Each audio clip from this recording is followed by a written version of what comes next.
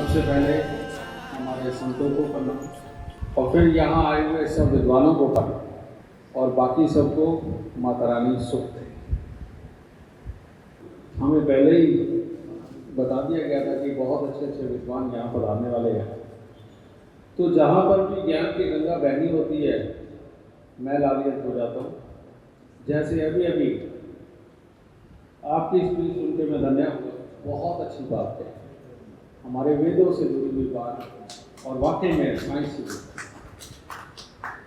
ऐसे जब मैं विदेशों में भ्रमण कर रहा था, काफ़ी साल रहा मैं, तो आज भी चाहे मैं 5 स्टार होटल में बैठूं या कहीं भी बैठूं, मैं हाथ से भोजन करता हूँ। तो वहाँ पर जब मैं इसी प्रकार से हाथ से ही खाया करता था तो मुझे अंग्रेज बोला करते थे कि आप ऐसा क्यों कर रहे हैं, आप कन्वीनियंट होंगे, स्पून ले लीजिए, फोक ले लीजिए।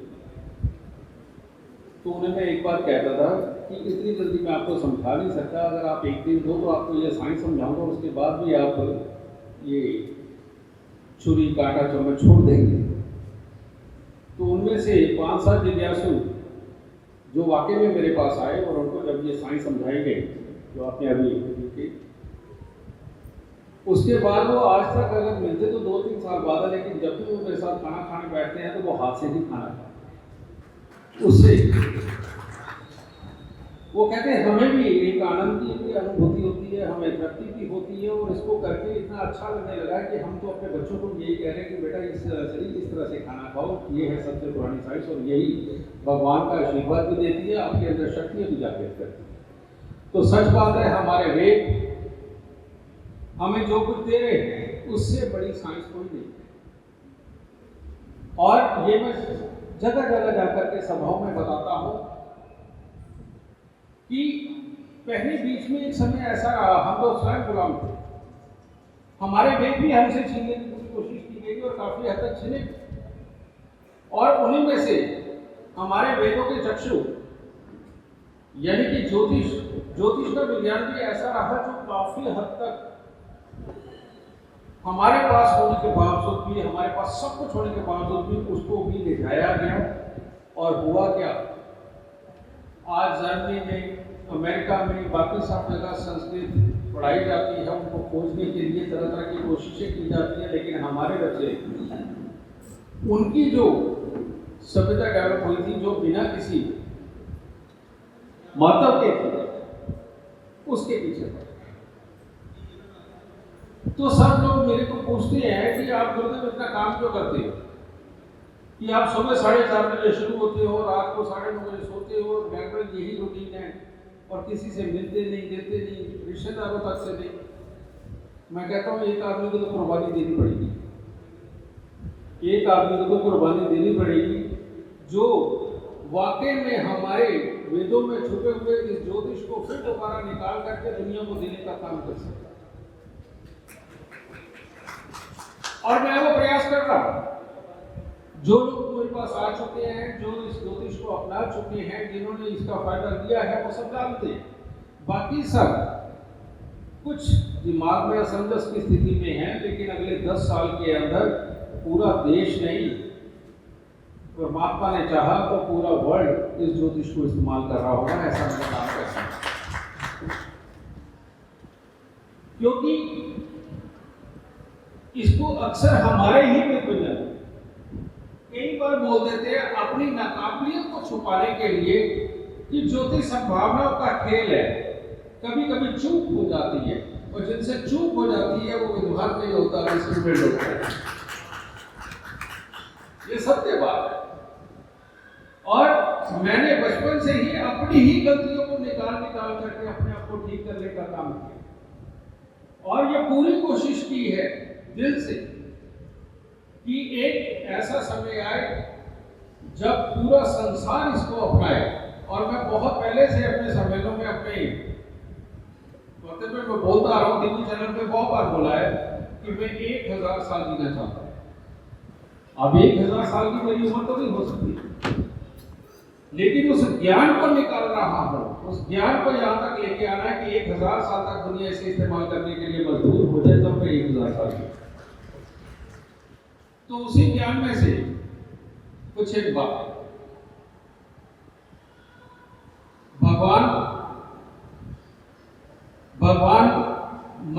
के अंदर है, ये सत्य बात है। लेकिन भगवान को भगवान वाली शक्ति देने के लिए सबसे पहले शुरुआत करते हैं हमारे कर्मकांड। जब उनकी प्रतिष्ठा करते हैं और जब उनकी प्राण प्रतिष्ठा होती है तो आप देखते हैं ना, उनको शीशा दिखाते हैं और वाकई में जब भगवान की पट्टी खोली जाती है तो उस वक्त में शीशा टूटता है। वो इस चीज का सूचक होता है कि परमात्मा में प्राण आ गए। ये यहां से भगवान की शुरू, और उसके बाद वहां पर हमारे जो भगवान रहते हैं उनके सामने जाकर के जब आप सब लोग नमन करते हैं, प्रणाम करते हैं, उनसे बातें करते हैं, उनको अपने भाव देते हैं। कई लोग अपने दुख देते हैं, कोई लोग वहां जाकर सुख की बातें करते हैं, तो वहां एक ऐसी ऊर्जा का निर्माण होता है जो आप सबकी कई प्रकार की ऊर्जा इकट्ठी होकर के वहां भगवान को जाती है। उसको भगवान बोलते हैं, इसीलिए कहते हैं भगवान आपके अंदर है। भगवान इंसान बनाता है, इंसान भगवान बनाता है। ये एक इकट्ठा चक्र है और इसमें से एक को भी जीवन से निकालोगे तो आप इंसान ही नहीं होगे, क्योंकि इंसान बनना भगवान से भी मुश्किल है। ये सत्य बात है। भगवान एक जगह बैठ के आपकी पुकार सुन के अपनी ऊर्जा आपको देकर के आपसे सारे सार्थक कार्य करवा सकते हैं। लेकिन एक इंसान जिसको भगवान का स्थान नहीं पता, अगर उसको अपने जीवन काल में इतनी मेहनत करनी पड़ती है उस ऊर्जा को इकट्ठे करने के लिए, इसीलिए कहते हैं कि एक इंसान बनना मुश्किल है। और ये ऊर्जा का ही खेल सारा।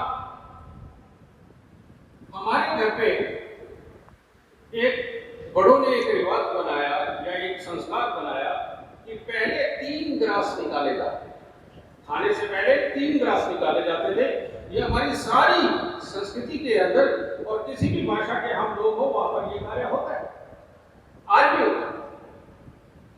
उसका कारण क्या है? हम जब भी सुबह पूजा पाठ करते हैं, भगवान का पूजन करते हैं, हम बहुत सारी पौष्टिक चीजों के साथ में भगवान का पूजन करते हैं और प्रसाद के रूप में उसे ग्रहण करते हैं। और ये सारी चीजें कौन सी हैं? सूर्य, मंगल, चंद्र, बुध, बृहस्पति और शुक्र, इनसे रिलेटेड चीजें ही हम परमात्मा को अर्पित करते हैं। हम पान अर्पित करते हैं। पान में क्या है? पान के अंदर बुध भी है, लौंग लिया तो बृहस्पति राहु भी है, और उसके अंदर हम चूना लगाते हैं उसमें शुक्र भी है, उसमें सुपारी है तो मंगल है। परमात्मा को अर्पित करने का मतलब नहीं है, परमात्मा को तो आपने भाव अर्पित कर दिए। अब परमात्मा आपको ये समझा रहा है कि अपने जीवन काल के अंदर जो भी इंसान सुबह शाम ये एक पान खाएगा वो जिंदगी में कभी बीमार नहीं होगा। इसको स्टैंडर्ड बना के रख दिया। हमारे पास से हमारी अच्छी चीजों को छीनने का काम किया है दूसरी सभ्यताओं ने। अब वो खुद कर रहे हैं और हमें निकम्मा कर दिया। ये बिल्कुल गलत बात है। पान खाना चाहिए। जिस बच्चे की भी याददाश्त में दिक्कतों से याद ना रहता हो, बहुत जल्दी उसे सर्दी गर्मी लगती हो, उस बच्चे को 1 लौंग सुबह और 1 लौंग शाम को चूसने के लिए दीजिए। देखिए बृहस्पति देव की कैसे कृपा होती है, जुकाम, दस्त, एलर्जी वगैरह सब आते हैं। कितना आसान है। और औरतों को तो खास तौर पे, औरतों को एक ये जो परमात्मा ने वरदान भी दिया हुआ है मां बनने का, इसके लिए उनको जो करना पड़ता है उसके अंदर, उनकी मंथली साइकिल के अंदर उनके अंदर कमियां आती हैं।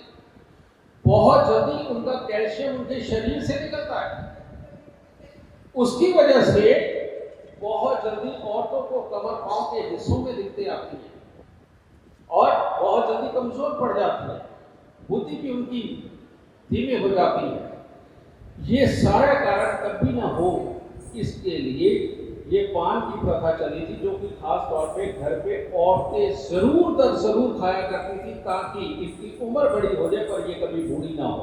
और जो औरत बूढ़ी नहीं होना चाहती, उम्र भले ही बड़ी हो जाए, आज के बाद 1 पान सुबह और 1 पान शाम को जरूर खाए, वो जिंदगी में कभी बूढ़ी नहीं हो सकती। ये सब कुछ ये ज्योतिष के द्वारा आयुर्वेद को साथ में जोड़ करके हमारे ये जो संस्कार बनाए गए हैं ये बुरे नहीं है। और जो हमारे 3 रास्ते की रूटीन है उसमें क्या होता है, एक गाय के लिए होता है, एक कुत्ते के लिए होता है, एक कौवे के लिए। गाय के पास से शुक्रदेव की सारी ऊर्जा निकलती है। और गाय के बारे में आपको क्या बताऊं, आप सब लोग विद्वान जाना है कि उनके गोबर को ले लीजिए, मूत्र को ले लीजिए, उनके शरीर की ऊर्जा को ले लीजिए, इवन बहुत बुरे राहु को शांत करने के लिए भी सुने मानी हकीक को हम गाय के जूठे पानी में धुलवा करके धारण करवाते ताकि राहु की सारी बुरी एनर्जी निकल जाए। ये लाल किताब वाले उपाय करवाते। तो गाय को ग्रास देना, उसके शरीर पे हाथ फेरना, उसको पानी पिलाना, ये बहुत ही उत्तम है। मैंने अभी एक वक्तव्य बोला था, मैंने वहां कहा था कि जितना गंगा जी का महत्व है उतना ही गाय के गोबर का महत्व है। मैं अभी जोड़ के बता रहा हूं। और जितना गंगा जी का महत्व है उतना ही गाय के गोबर का महत्व है, और उतना ही हमारे यहाँ पर सुहागनों के मांग में रचने वाले सिंदूर का भी उतना ही महत्व है। और जो सुहागन अपनी मांग के अंदर सिंदूर लगाती है वो सच में अपने घर पे वैतन्य होती है, वो गंगा माँ की तरह होती है, और वाकई में पूरे परिवार को चलाने में उसका एक बहुत बड़ा योग सहयोग सब बनता है। कैसे? बहुत सारे विदेशी रिसर्चर आए, उन्होंने वाकई में गंगा जी को देखा कि वाकई में पूरी धरती पे एक भी नदी और ऐसी नहीं है कि जिसका पानी इतनी देर तक बसता हो, कि क्या खासियत है इसमें। तो सारी रिसर्च करने के बाद में उन्होंने ये पाया कि वहां इसके अंदर एक कुदरती एंटीबायोटिक तत्व ऐसे हैं कि जो किसी भी रोग को मिटाने में सक्षम है, ये पाया। और वाकई एक गंगा का पानी ऐसा है कि अगर उसे 1000 साल तक भी रखा जाए तो वो सड़ता नहीं, इसलिए हमारे घरों में गंगा का पानी है। तो ये जो कल्याण करने वाली गंगा, इसके पानी का सेवन, इसका स्नान रियलिटी में पाप, मानसिकता वाला पाप नहीं होता। आपके कर्म द्वारा जो पाप हो गए हैं खाने पीने की वजह से, और जो शरीर के अंदर तकलीफों के रूप में निकल रहे, उन सारे पापों को गंगा जी देते। ये साइंस के हिसाब से हमें समझना पड़ेगा, क्योंकि हमारे वेद 100% साइंस है, 100%।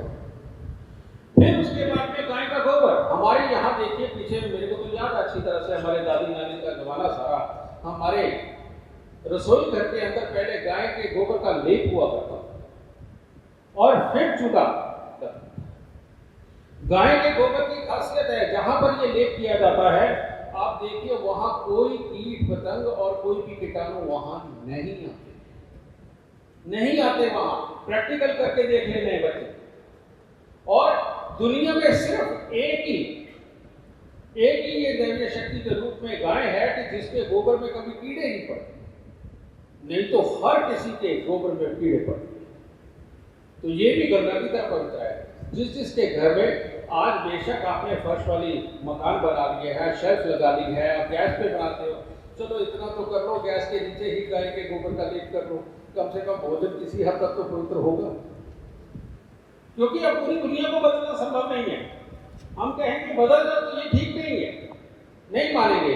तो कम से कम इतना तो कर सकते हैं कि गाय का गोबर लाओ और ला करके चूल्हे के नीचे उसका लेप कर दो। जहां पर आप बना करके रोटी रखते हो, टोकरी रखते हो, वहां पर गाय के गोबर का लेप नीचे हो, कम से कम आपके बच्चे स्वस्थ रहेंगे, वहां के कीटाणु तो कम से कम भोजन तो नहीं लगेंगे। इसलिए ये भी पवित्र है। और सिंदूर आप देखते रहे, बहुत सारे किस्से कहानियों में, फिल्मों में आपने देखा होगा कि राजे महाराजे जो हुआ करते थे पहले, वो अपने जो बहुत ही खास उनके हथियार हुआ करते थे वो सिंदूर के नीचे दबा के रखा, क्योंकि महंगे, कीमती और बिक्री मेहनत के बाद बनने वाले ऐसे हथियार आम बेकार करने के लिए नहीं होते। तो वो उसके अंदर इसलिए रखते हैं कि सिंदूर को कभी कोई कीड़ा, कोई जंग नहीं पकड़ता, कोई कीड़ा, कोई जंग नहीं पकड़ता सिंदूर को अगर हो तो, इसीलिए हथियार वहां रखे जाते थे। तो हमारे ऋषि मुनियों ने सोचा कि यहाँ पूरे गृहस्थी, पूरे परिवार को चलाने वाला हथियार कौन सा है, और वो है हमारे घर की बहू है। तो सच बात है कि इनको कहीं जंग न लग जाए, इसीलिए इनका ये जो तीसरा दिमाग, हमारे 3 दिमाग होते हैं, एक राइट साइड का जो औसम बनाता है, लेफ्ट साइड का नौमा हमें इंतजार बनाता है, एक आगे का, ये अगर जाग जाए तो घर में कलेश और बीमारियों की भरमार हो जाती है। तो अब किसी को तो पता नहीं चलता, पहले इतने विद्वान नहीं थे कि सबके लिए उपलब्ध हो सके, तो उनके उपाय नहीं हो गए, उन्होंने एक संस्कार बना दिए कि जो ब्याहता होगी उसके मांग में सिंदूर हो। तो जिसके मांग में सिंदूर होता है उस औरत पे राहु और शनि कभी वार नहीं कर पाते और उसकी बुद्धि को धैर्यवान, सक्षम और सबके लिए त्याग करने वाली बना के रखते हैं, और ऐसी औरत अपने घर को बहुत अच्छा चलाती है। वही औरतें आज की डेट में घर बिगाड़ रही हैं, जो नीली पीली आज की डेट में मांग भी भरने लगे। ये सच्चाई। तो इसीलिए ये जो हमारे संस्कार है, ये संस्कार ऐसे ही नहीं बने, ये गुणों को, गुणवत्ता को जांचने के लिए एक पैमाना पहले बनाया गया हमारे वेद, और उन्होंने ये सब कुछ सिखाया और सिखा के हमारे संस्कार बनाए गए, और ये सारा का सारा काम किया ज्योतिषियों ने। ये सत्य है, क्योंकि एक ज्योतिषी एक अच्छा आयुर्वेद आचार्य होता है, हर गुण को परखने वाला होता है, किस धरती की क्या तासीर है और किस वस्तु की क्या तासीर है, ये एक ज्योतिषी ही जान सकता है। और इसीलिए मैं तो इस साइड में कर रहा हूं, मैंने आपको ये छोटे छोटे सिर्फ इसलिए ये एग्जांपल दिए कि आप ज्योतिषी भाई जितने आचार्य हैं, रियलिटी में इसी चीजों के, इसी तरह की चीजों के ऊपर आप खोज अपनी बना करके रखें। ग्रहों की पकड़ तो आपके पास है, उनसे संबंधित वस्तुओं को आप जानने की कोशिश करो, कौन सी वस्तु कहां पर इस्तेमाल होगी, कौन से घर से रिलेटेड कौन सी वस्तु है, और जिस घर के अंदर जो ग्रह बुरा होकर के बैठा हो, उस घर के अंदर उस ग्रह की जो वस्तुएं हैं, सिर्फ वही या तो दान में दिलवाओ या जल प्रवाह करवाओ, आदमी का दुख अपने आप दूर होता चला। ये एक नुक्ता है, ये एक आपको एडवाइस है। अगर एक बार आप अपना के देखिए, आप लाल किताब के बहुत करीब आ जाएंगे। लाल किताब यही करता है, लाल किताब यही करता है। लाल किताब का अपना एक वास्तु है। जिस साल में हमारे पास कोई भी क्लाइंट आता है, उसके वर्ष फल के अंदर मान लीजिए सूर्य खराब आ गया, ऐसे घर के अंदर आ गया जो घर के अंदर क्लेश करवाएगा, हम उसे कहते हैं गेहूं की कितनी बोरियां लेके आया और गुड़ कितने किलो आया, वो कहता है इतना आया। मैं कहता उसके बाद क्लेश हुआ, वो कहता हाँ जी मैं कुछ नहीं, जाके आगे मंदिर में दिया। मैं कहता तेरे घर का क्लेश कुछ। इसी प्रकार से लोहा कब लेके आए, तो वो कहते ये अभी लेके आया हूँ। शनि आए हुए खराब स्थान के ऊपर, भाई लोहा जाके दान भी कर मिट जाए। यानी कि ये जो वास्तु है एक यूनिवर्सल वास्तु होता है। यूनिवर्सल वास्तु होता है पब्लिक, जहाँ हमारी धर्मशालाएं बनती है, होटल बनते हैं, वैसे फैक्ट्री बनते हैं, और बहुत सारी जहाँ पर लोगों की गैदरिंग इकट्ठी होती है, यूनिवर्सल वास्तु होता है। घरों के लिए पर्सनल वास्तु होता है। इसके ऊपर आप जरूर रिसर्च करिएगा। और पर्सनल वास्तु कैसे होता है, आपकी जन्म कुंडली के अंदर जिस घर के अंदर जो ग्रह बैठा हुआ है, आप पाएंगे कि आपके घर के अंदर उसी ग्रह से रिलेटेड वो वस्तु उसी कोने में पाई जाएगी।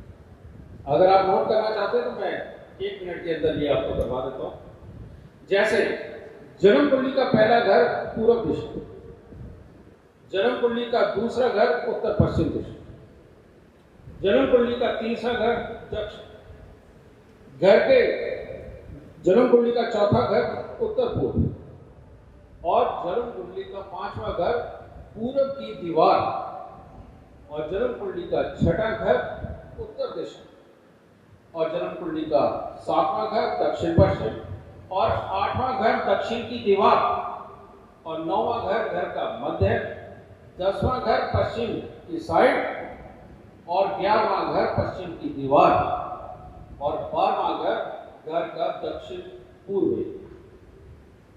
इतना आसान है दक्षिण। आप अपनी कुंडली उठाइए, रखिए, अपने घर का मैप बना लीजिए, सारी साइडों को काउंट कर लीजिए। जो ग्रह आपका जहां पर बैठा हुआ है उसकी वस्तुएं आपके घर के उस कोने में मिल जाएगी। ये होता है वास्तु, जो कुदरत अपने आप कर रहा है।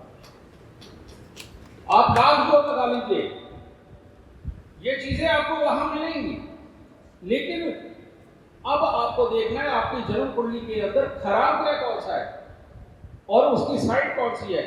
वहां पर रखी हुई उन वस्तुओं को वहां से हटा दीजिए। आपका जीवन बिना किसी उपाय के वैसे ही सुखद होने लगेगा। ना ऊर्जा वहां खराब ग्रह की होगी, ना आपको खराब करेगी, ना आपकी मानसिकता को बेकार करेगी। और जिसकी मानसिकता नहीं बिगड़ेगी उसका कर्म अच्छा रहेगा और जीवन अच्छा चलेगा। ऐसे एक बार आजमा के देखिए, आपको बहुत आनंद होगा। तो आज डब्बा नहीं बोलूंगा, आज इतना ही, क्योंकि आया हूं तो कुछ देके जाना था जो मेरे पास है। तो द्वारका देवी आप सब पे कृपा करें, आपको खूब खुशी तंदुरुस्ती बख्शे। जय माता।